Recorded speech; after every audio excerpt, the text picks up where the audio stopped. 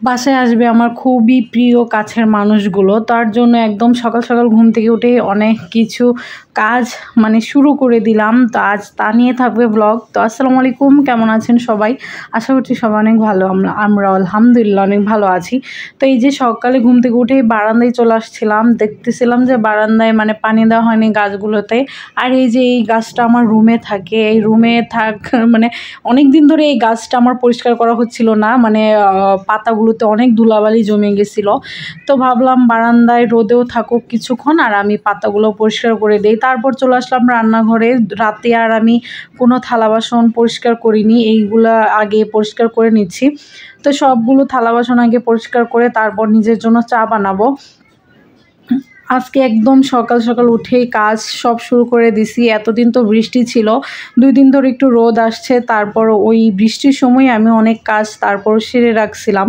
তো এখন আস্তে আস্তে করব, যেহেতু কালকে রাতে মানে ট্রেনে উঠবে, তো এই জন্য আর আমি আজকে থেকেই সে কাজটা শুরু করে দিছি। তো এই যে এখন আমি আমার জন্য 1 কাপ চা বানিয়ে নিচ্ছি, কারণ চা না খাওয়ার পর্যন্ত তো আমার শরীরে এনার্জি আসবেই না, মানে ঘুম ঘুম ভাবটা যাবেই না। তো এই জন্য আমি যে আদা এলাচ আমার এই মশলা চা আমি সবসময় খাই, সকাল হোক সন্ধ্যা হোক আমার 2 বেলা তো চা লাগবেই, আর মশলা চাই লাগবে, নর্মালটা আমি খাই না। তো যাই হোক, এই তো আমি চা একদম সব কিছু দিয়ে এভাবে বসিয়ে দিই, চিনি, চা পাতা, তারপর যা মশলা আছে দিয়ে বসিয়ে দিয়ে আমি অন্য কাজগুলো করতে থাকি। তো চা বসিয়ে এখন এই তো দাঁত ব্রাশ করে নিলাম। এর আগে আমি কিন্তু অনেকগুলো কাজ করে ফেলছিলাম। আমার এরকমই হয়, দেখা যায় ঘুম থেকে উঠে আর দেখি যেগুলো আমার চোখে মানে খারাপ লাগতেছে ওইগুলো আগে করে ফেলি, করে তারপর ব্রাশ করব, নাস্তা করব। আর এই যে চা খেতে বসে পড়লাম, একটু একটু খবরও দেখতেছিলাম আর চাও খাচ্ছিলাম। আর এই যে মানে ট্রেন চালুর খবর দেখতেছিলাম। আর এই যে দেখতে পারতেছেন বৃষ্টি তো হচ্ছিলই, তারপর অনেকগুলো কাপড় আমি রাতে ধুয়ে দিছিলাম। তারপর ঘুম থেকে মানে চা খাওয়ার পর অনেকগুলো ধুয়ে দিছি।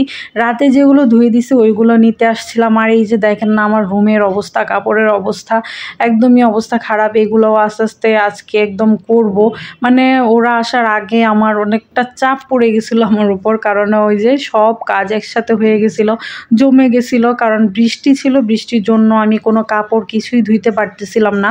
তো এই রুমটা আমি এই যে একদম সুন্দরভাবে গুছিয়ে নিব। আর মানে আজ আপনাদের কি করলাম কাজ, ঘর গোছানোর, ঘর সাজানো, তাই আপনাদের সাথে শেয়ার করব। এই যে দেখেন অবস্থা, আমি উপরের যে মাকড়সার জাল ঝুলছিল সবগুলো পরিষ্কার করলাম, সব কিছু ঝাড়াঝাড়ি মোছামুছি করলাম, সব ফার্নিচারগুলো ভালোভাবে মোছামুছি করলাম। আর এই যে সব কিছু একটু একটু রোদেও দিতে চাইছি, কিন্তু যেহেতু রোদ নাই, কখন বৃষ্টি চলে আসে কোনো ভরসাও ছিল না, তাই আর রোদে দিলাম না। সব কিছু সুন্দরভাবে ঝেড়ে আমি ময়লাগুলো ফেলে দিচ্ছিলাম। আর এই যে আবার ছাদে এই পর্দাটাও ধুয়ে দিছিলাম। আর এই যে এটা শুকিয়ে গেছে, এগুলো নিয়ে যাব, নিয়ে পর্দাগুলোও আমি জ্বালানায় দিয়ে দিব। আসলে আজ অনেক দিন পর একটু রোদ আসছে, তাই আজকে একটু একটু করে সব ধুয়ে দিচ্ছিলাম। আর এই যে এখন জ্বালানার পর্দা আর এই যে বিছানার চাদরগুলো গুছিয়ে নিব, যেহেতু রাতে ওনারা রওনা দিবে এই জন্য। আর এটা তো অনেক আগের ভিডিও, আমি এখন একটু একটু করে এডিট করে আপলোড দিচ্ছি, কারণ যতদিন মেহমান ছিল এতদিনে খুব ব্যস্ততার মধ্যে ছিলাম, ভিডিও যে এডিট করে দিব তাও মানে সম্ভব হচ্ছিল না। তারা আসছিল 29 তারিখ সকালবেলা, 28 তারিখ রাতে ট্রেনে উঠে। তো এটা ছিল আমার 28 তারিখের ভিডিও। তো অনেক দিন পরে আমি দিচ্ছি, আজকে কয় তারিখ জানি না, 4-5 তারিখ হবে, তো আজকে দিব। তো এই যে আমি বেডরুমের যে জ্বালানা পর্দা ধুয়ে দিছিলাম ওইটাও নিয়ে আসলাম, শুকিয়ে গেছে। তারপর এই যে বিছানার চাদরগুলোও দিয়ে দিলাম। তোশকগুলো আমি রোদে দিতে চাইছি, কিন্তু ওই যে বললাম বৃষ্টির কোনো ঠিক নেই, কখন চলে আসে, এই জন্য আর ভয়ে দিলাম না। আর এই যে বিছানার নতুন একদম চাদর আমি কিছুদিন আগেই নিলাম, ওই চাদরটা পেরে নিলাম। আর এই যে দেখাচ্ছিলাম যে বৃষ্টির কারণে আমার ওয়ালটার একদমই বাজে অবস্থা, যার কারণে নতুন মানে যত সুন্দর করেই সাজাই না কেন ওয়ালটার জন্য যেন কেমন লাগে রুমটা, ওয়ালটা একদম অবস্থা খারাপ হয়ে গেছে। আর এই যে একটা কুশন কাভার দেখতে পারতেছেন, এটা আমার ভাবি, পাশের ভাবি আমাকে বানাই দিল, তো ওটাই নিয়ে আসছিল।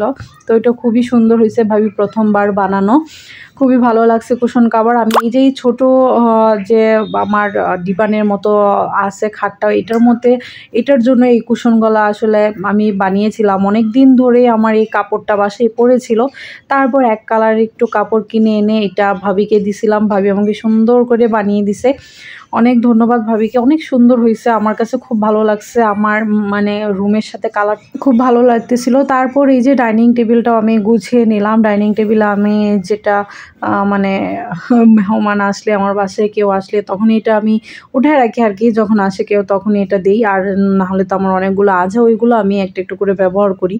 আর এই তো আমি ডাইনিংটাও সুন্দর করে গুছিয়ে ফেললাম। আর এই যে আমার ফাইনাল লুক, বাসা একদম আমার রেডি মেহমান আসার জন্য। তো এখন আর কি রান্না বান্না করলাম তা আমি আজ শেয়ার করব না, শুধু আজকে একদম অনেক বড় হয়ে যাবে, তাই অর্ধেক অর্ধেক করে শেয়ার করব। তো কালকেই শেয়ার করব যে কি রান্না বান্না করলাম তাদের জন্য, তারপর তারা কয়টায় আসলো বাসায়, সব কিছু শেয়ার করব, কে আসলো আমার বাসায় বেড়াতে।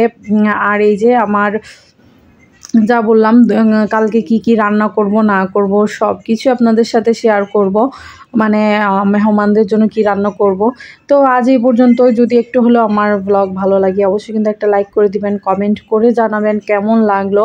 আমার পেজ থেকে দেখলে অবশ্যই পেজটা লাইক ফলো করে দিবেন, আর ইউটিউব চ্যানেল থেকে দেখলে অবশ্যই চ্যানেলটা সাবস্ক্রাইব করে দিবেন। আর এই যে মানে রেডি করতেছিলাম যে সন্ধ্যায় রাতে আর কি রান্না করে রাখবো, পরের দিনে ওরা আসবে, সকাল সকাল আসবে, তার রেডি করতেছিলাম। তো তাই থাকবে পরের ব্লগে। তো সবাই ভালো থাকবেন, আল্লাহ হাফেজ।